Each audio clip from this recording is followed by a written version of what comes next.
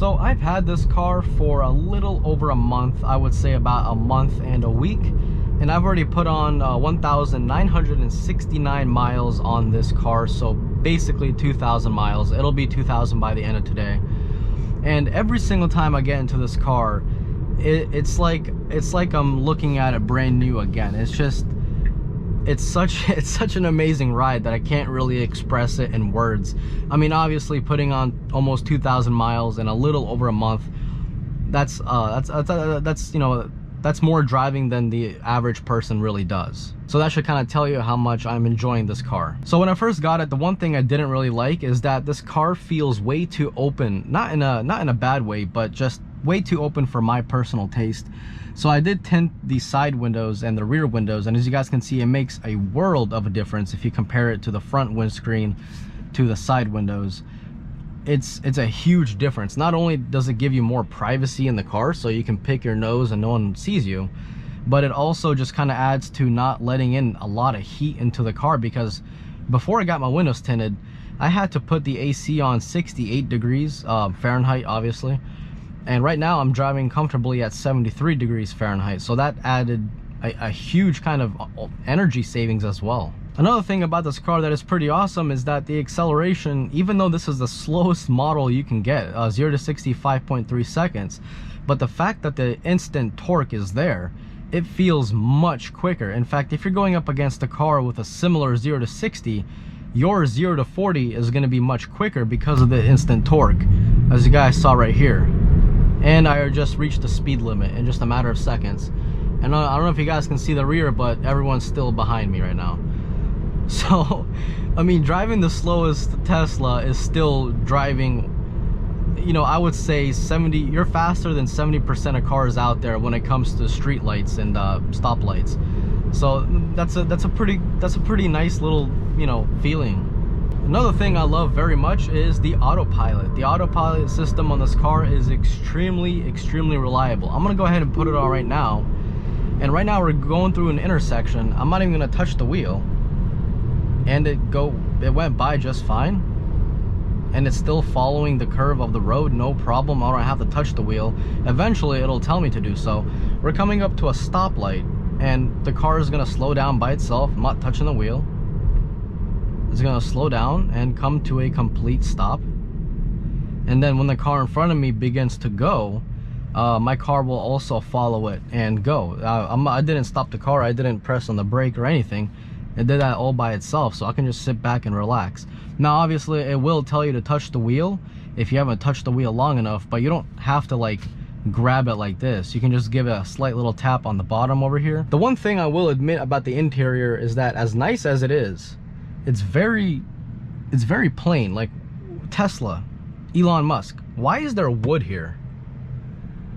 I don't get it. There's black, silver, wood, silver, black. I don't get it. What's the design story behind this only piece of wood in the car? I don't get it. I'm gonna get it wrapped matte black. I think that'll look a lot better.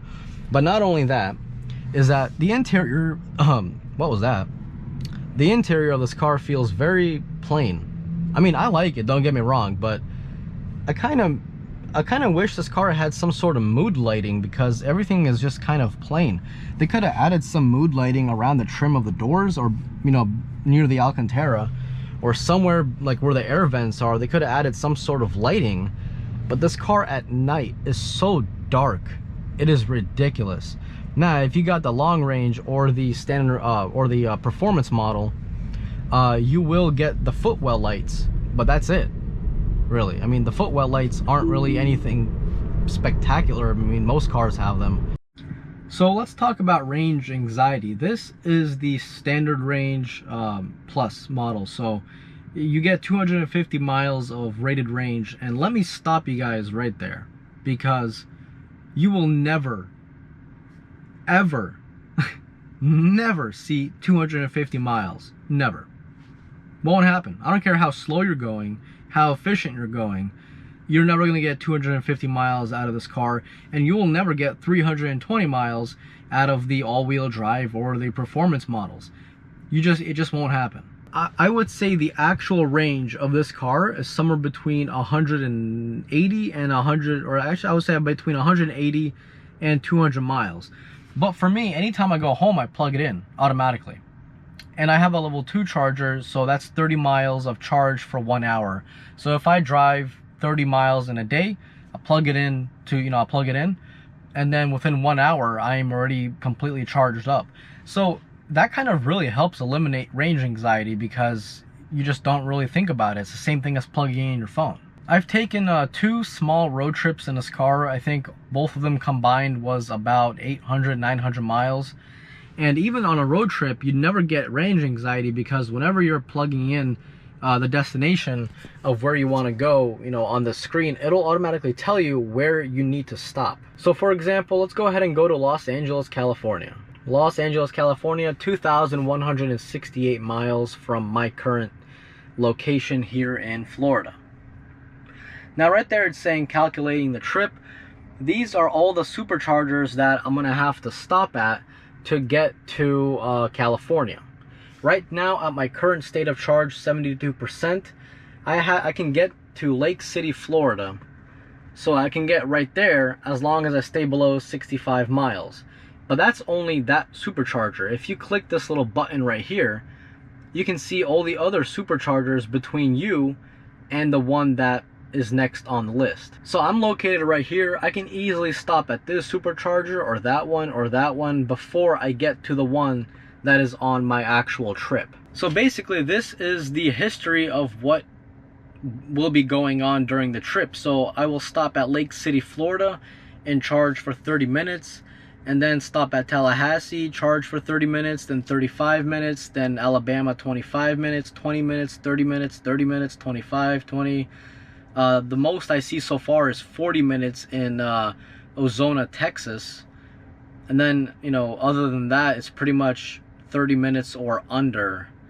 And then I will get to Los Angeles in a whopping 44 hours of non-stop driving.